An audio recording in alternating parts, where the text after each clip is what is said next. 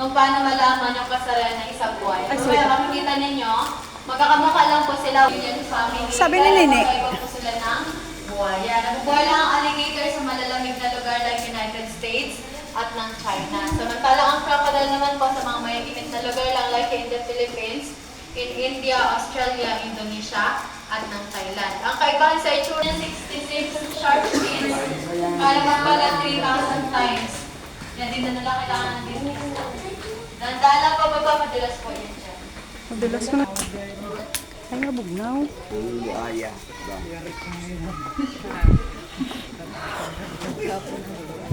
Buhaya. Buhaya sa atin. Ha? Oo. Itugda. Parang jaman. Gusto ba din yun? Bukad lang mo siya.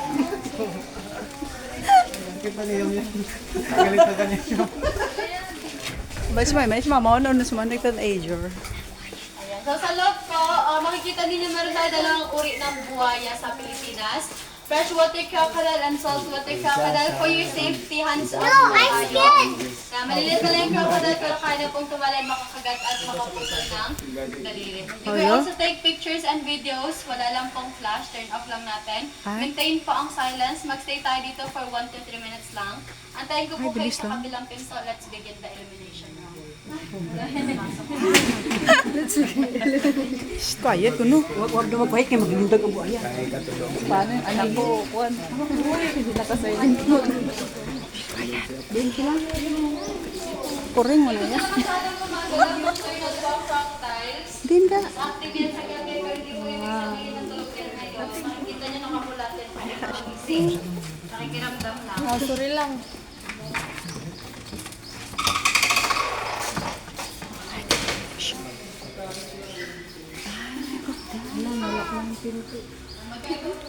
Ano si Rania tayo?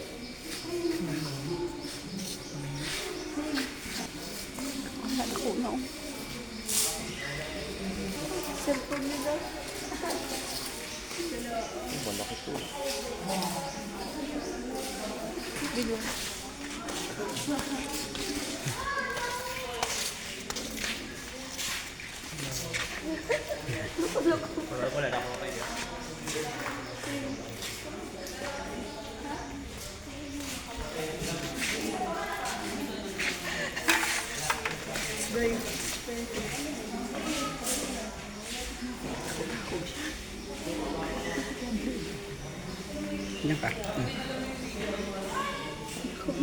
Next station po natin. Makikita nyo doon sa yung side ng video. Mas palaki. Dalawa po yung bala.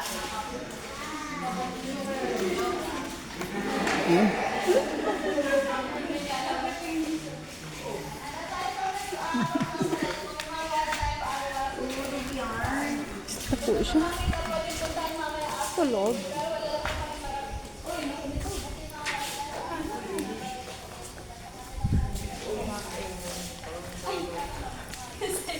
Less aggressive kasi.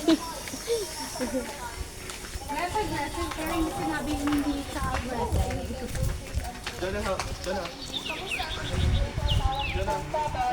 Bawal gawin. Pag kinakain na kayo na nagsasalita yan, tapos may na mga biyaw.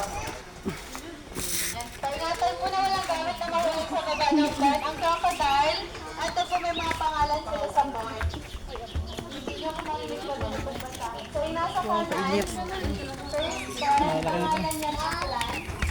Diyan. Sa probinsya na Aklan, hindi nyo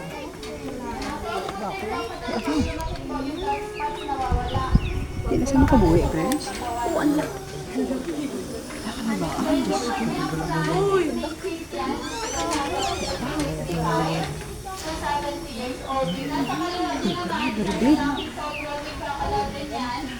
Ang pangalan ay Mar from City Marabahay. Tingnan dito sa ilalim.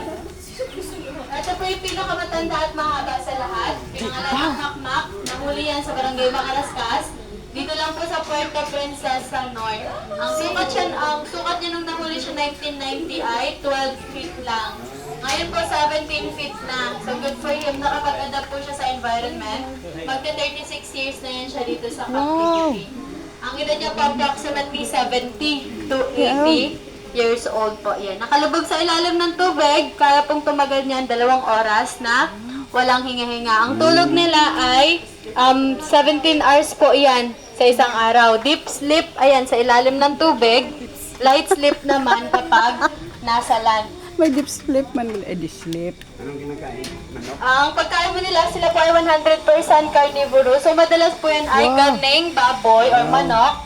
Pero pwede rin yan any kind ng isda. So sa ganito po kalalang pagkain nila na 100% lima hanggang 10 kilo po yan ng karne sa loob na ng isang linggo. Actually, kaya nilang mabuhay sa loob po ng 6 na buwan hanggang 1 taon na walang kain. So ang totoong buhaya, hindi po yung totoong matakaw. Mabagal lang po ang kanilang metabolism at hindi po niyan ma-determine ang tao sa pagkain nila. Wala pang photographic memory. Ito pa, isa ring lalaking saltwater crocodile, Kalayaan ang pangalan. Wala na?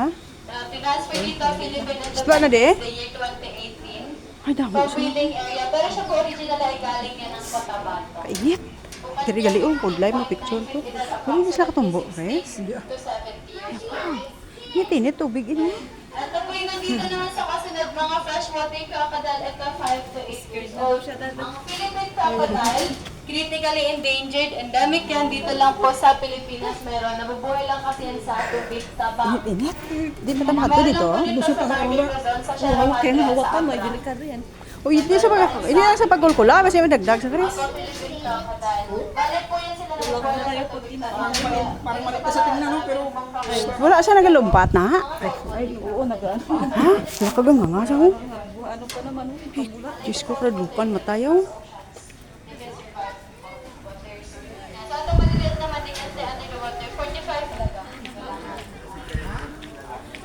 Magkakasama po yan sila dito. Ito po mga saltwater crocodiles, 5 years old. Ito po yung usual ideal size na ginagawang produkto. Pero dito sa Ay, marabat ko isaw. hindi nga lang kami kumakatay ng buhay. Yung kaya puti, ma'am, hindi yun albino. Kasi kung albino droplet po siya ay purong puti. Ang ano po, Ayan, konti lang sino makanto? po yung dito po katawan. Mara? Din po. Ang tubig po, pinapalitan niya once a week po.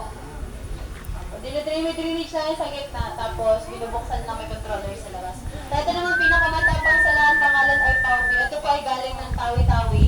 Kaya tumalan hanggang dito. Hanggang dito lang. Gagat. Nakakaamoy siya ng pagkain. Yung edad niya pwede pa yung breeder, kaso di na mahanapan ng partner kasi inaatake niya lang. So di na makareproduce, ayan, dinisplay na lang siya dito. Wala siya gagalaw-galaw, miss. Hindi siya gagalaw-galaw. Gumagalaw po yan siya, ngayon lang po siya tumahimik. Opo. Ito naman po yung nasa left side ninyo, last pen.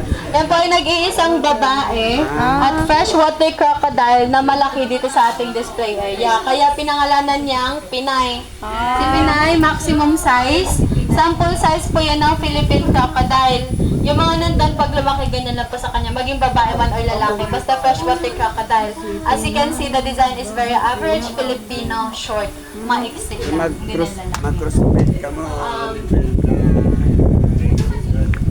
Pwede siguro sa crossbreed. Pala mo biology sa Pero hindi pa sila pinagkakasama. Teacher biology mo. Kasi po mas aggressive yung saltwater kaysa sa freshwater. Gagat. Tinit, Lord. Malata pa tapos pispis na? Di pispis ako. Ano tamo na pispis? Di ba lang tao ta? Pabuida mo. Din? Bita lang tabi, di indapit. Isa mo lang bilog. Ato gali ko. Ayaw mo nagaling baboy da mo. Ayo. Ay kalain suraya gali. Grabe ang ano no, hawla. Ay, shh, kanta di. Ay, kagat. Kainit pa, Diyos ko.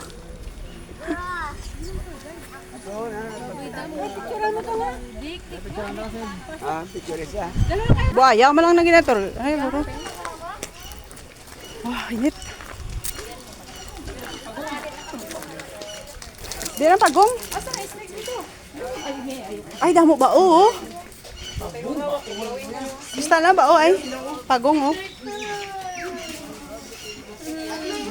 Pagong. Di na siya makita mayo. Ay, arigli, oh, damo, oh. Ay, lagko na, oh. May dilaw na ahas doon. Dito. Ta. Ano?